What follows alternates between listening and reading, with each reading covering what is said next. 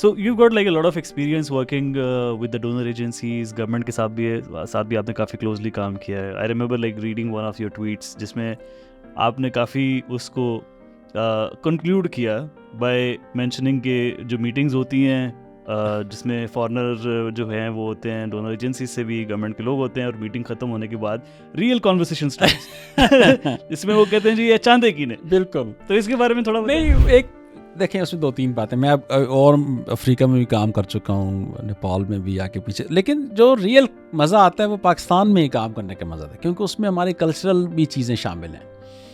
और दूसरी बात है कि हम बड़े अब पाकिस्तान में पढ़ लिख गए हैं. सारे के सारे जो लोग कंसल्टेंट्स हैं वो बाहर से पढ़ के आए हुए हैं. हमारे ब्यूरोक्रेट्स अक्सर आईवी लीग से पढ़ के, कोई कोलंबिया से पढ़ा हुआ, किधर से, तो वो बड़े स्मार्ट हैं. पूरी दुनिया में उन्होंने काम किया होता है. और जब मिशंस आते हैं बैंक के या डेफिट के, तो उसमें बड़े कंफर्टेबल होते हैं. सारों ने ट्रैवल भी किया हुआ है, उन जगहों को देखा हुआ है, मीटिंग बड़ी अच्छी हो जाती है.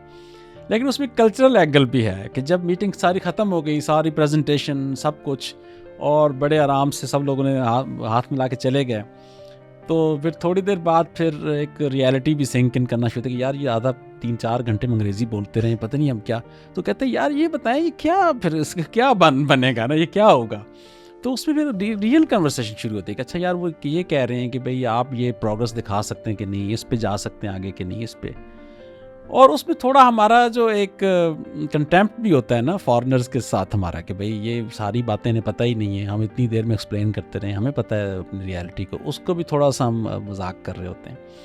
तो वो मेरा ख्याल है कि वो मैं ट्वीट इसी सिलसिले में की थी कि अक्सर मीटिंग जब सूट बूट पहन के हम सारे बड़े अच्छी जैसे चले जाते हैं, कहते हैं यार मीटिंग तो हो गई है तो उसका की चांदे सन यानी लेकिन आई थिंक उसमें एक रियल सीरियस एलिमेंट भी है. सीरियस एलिमेंट ये है कि वो बेसिकली एक रियलिटी चेक कर रहे होते हैं कि अच्छा जी पाकिस्तानी स्टेट की इसमें लिमिटेशंस क्या होंगी, हमारी पॉलिटिकल इकोनॉमी की क्या होंगी, हमने इनकी सारी बातें तो सारी इकट्ठी हैं. Any red line where we have to look eight.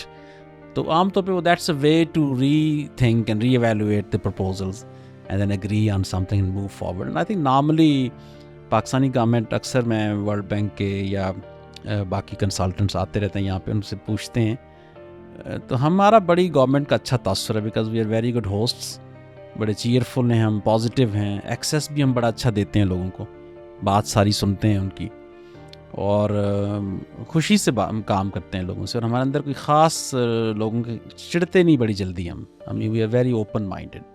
और हमारे यहाँ बड़ा ना रीजनल इसमें बड़ा पैटर्न है.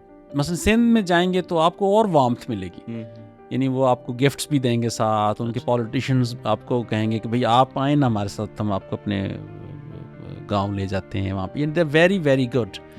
और KPK में हम एक दफ़ा आगा सराज दुरानी साहब से मिलने गए, स्पीकर थे, तो उन्होंने हमारे पूरे डेलीगेशन को अजरक भी दी, सिंधी टोपियाँ भी दी, और उन्होंने फिर हमें कहा कि आप हमारे डिस्ट्रिक्ट में हैं जहाँ पे उनका जो आबाई घर है वहाँ पे 150-200 कमरे हैं, वहाँ पर आप कई दिन रह सकते हैं वहाँ.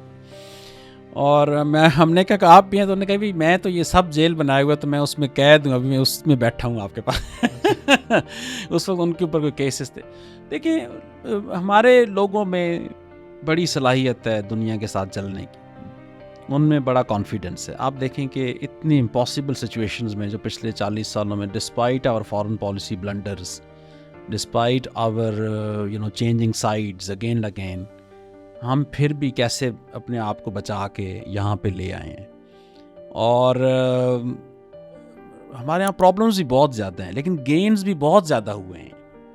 बहुत कुछ हमने अचीव भी किया, उस पर बहुत कम हम बात करते हैं.